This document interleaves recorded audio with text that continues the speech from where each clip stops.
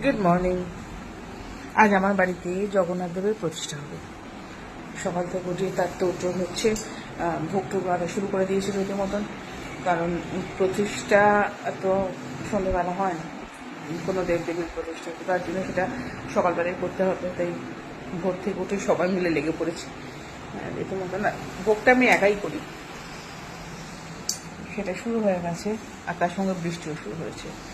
শুভ রথযাত্রা, শুনেছি রথের দিন যে কোনো কাজ শুরু করলে নাকি ভীষণভাবে শুভ হয়। তাই সবার যাত্রা, সবার জীবনের প্রত্যেকটা যাত্রা শুভ হোক। জগন্নাথ দেব প্রত্যেকে ভালো রাখুক, সমস্ত মনস্কামনা পূর্ণ করুক, আমার পরিবারের প্রতিটা মানুষ ভালো থাকুক।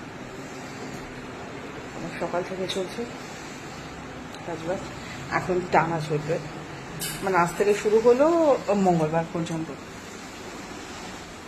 কটা তো দিন, তারপর তো সারা বছর আর কোনো কাজ নেই সেই অর্থে। সকাল থেকে তার তোড়জোড় শুরু হয়ে গেছে। 11টা 11:30 করে পুজো শুরু হবে, আবার পরে আসবো।